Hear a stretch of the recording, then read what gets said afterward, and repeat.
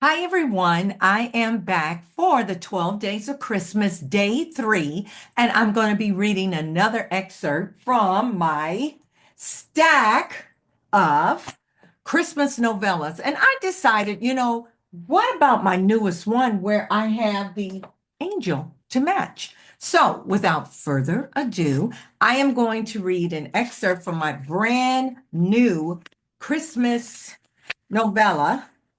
And I have my bookmark page and I'm going to be ready to go. So every day is Christmas. So this is really a play on words. My character is Gina Christmas. So every day her name is Christmas. So here we go. Of all the times for Gina Christmas' father, Ray, to be under the weather, tax season was forbidden. How could their family owned accounting firm, Christmas Tax Help for All Seasons, run without him? Her father was convalescing from back surgery until the third week of April. I can do this. I can fly solo for the next 6 weeks until April 15th. Sure, I can. Although Gina was a proficient, a certified public accountant, she had a serious reservations about meeting the April 15th deadline for all their clients. Between completing updating quarterly reports for the company's clients, filing tax returns for repeat customers, she was swamped. However, she couldn't fail her father or herself. The company started as a small storefront shop, which had been expanded and upgraded twice in the past 15 years. It was the brainchild of Gina's grandfather, George, who was good with numbers despite lacking formal education and had a kind demeanor. Grandpa called it living up to his Christmas surname. Plus, he always credited his parents for instilling in him a responsibility to live for Christ daily to please God. That sentiment was passed down to Gina's dad, then to Gina and her two siblings. Denise and John, the oldest. George currently enjoyed retirement in Arizona. Gina's stomach growled as she reviewed the Missouri state and federal tax returns with Mr. Thomas in her father's office. The client had been a widower for 2 years now, and he liked keeping his children close, which was the source of his complaints while she prepared his taxes. The door chimed in the lobby, alerting Gina that the next customer had arrived 40 minutes early. Have a seat. I'll be with you in a moment, she shouted. To keep the paperwork orderly, Gina met with her clients across the hall in her office. Gina had been so busy she hadn't bothered to open the blinds in their separate offices, which gave them a full view of the spacious lobby decorated with 5 plants. Gina's limit to water, warm beige walls, cobalt. Let me rewind. Gina's limit to water, warm beige walls, cobalt blue trendy furniture with pops of burgundy accents, and a fully stocked snack bar in a corner nook. The snacks were reasonably priced, and all the proceeds went directly to one of the two charities. The Roundup program, where change added up when round up to the nearest dollar, and Every Day is Christmas. Even though Gina tried to space out her appointments by 2 hours, a challenging task when combining her clients with her father's, she was still overextended.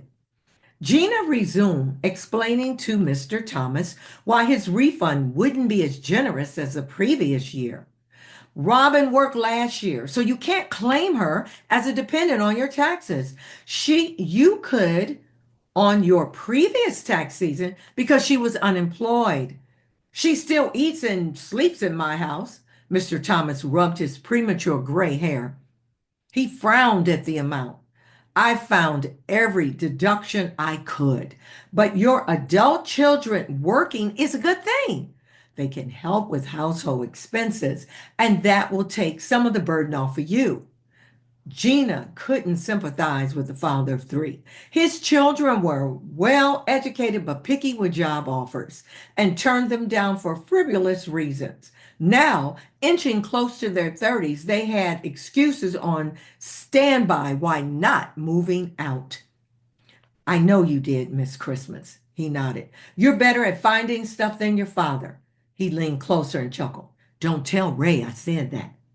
Gina smiled. The client's compliment would make her father proud. She followed in his footsteps and earned her accounting degree from Harrisville State University, one of two Missouri's historically black colleges and universities. She passed the uniform CPA examination and continued with more classes until she had fulfilled every requirement to obtain her license. Here, she pointed to the line she had marked. If you sign these forms, I can e-file them to Jeff City for your state and Kansas City for your federal returns. Consider making more charitable contributions before next year's tax season. You can also increase your contribution to your company's 401k and IRA accounts. Clients knew Gina had founded a nonprofit every day is Christmas, and she was on the board of directors. And although it was against the code of ethics to hint at making a donation to the charity helped nurture creativity for youth in a children's home. I never turned down an opportunity to give, Mr. Thomas said, although he wasn't happy about his refund amount. I know you don't. And God blesses us when we bless others. Gina got up and walked the client out of the office. Entering the lobby, she froze at the sight of her next client. Gina steadied herself against the wall to catch her breath. She inhaled, and a new faint scent tickled her nose. It wasn't the vanilla and rosemary air freshener from the plug-in by the window. No, suddenly the office stylish decor faded in the background as the man became the accent piece. He stood from his reclining position in one of the four club chairs to greet her, tall and built like a warrior. His eyebrows, trim mustache, and jet black beard complemented his flawless medium brown skin. Gina wanted to cry because the man's handsomeness was blinding. Wow. Judging from his crisp jade Oxford shirt and creased black slacks, he worked in an office.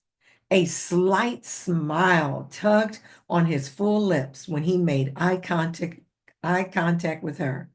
There was a mix of confusion and attraction. Maybe. Hi, do you have an appointment? No, he stated. His baritone voice rang in her ears, sealing whatever deal he placed on the table, including pro bono for his taxes. This couldn't be real. He was too priceless not to have bodyguards to protect his assets. He took one step forward. I don't have an appointment. No, she wanted to scream. Disappointment made her heart sink that she wouldn't get to learn more about him. But relief flooded her senses because there was no wiggle room in her schedule for a new client. I'm sorry, I'm swamped. And my dad's out. I can't take any walk-ins. Gina remained professional despite suffering from starstruck-itis. He didn't hide his confusion. Isn't this a Christmas store? Gina smiled. Sorry, no. Although we showcase Christian Christmas themed ornaments, it's March 15th. Too early for Christmas items. She giggled and stretched out her hand at the handsome stranger. I'm Gina Christmas, and it's Christmas tax help for all season. Our family accounting business. He turned away from her and laughed himself and then faced her again. I feel stupid.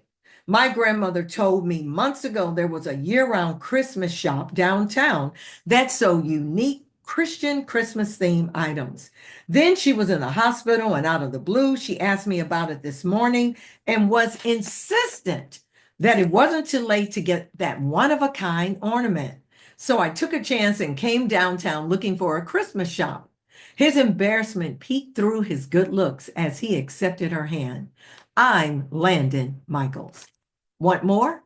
Get the book. This is my 2024 Christmas novella, Every Day is Christmas. So if you want more of Gina and Landon's story, make sure you purchase your copy or download your copy today. And so join me tomorrow for book 4 of excerpts from my stack of Christmas or the 12 days of Christmas list.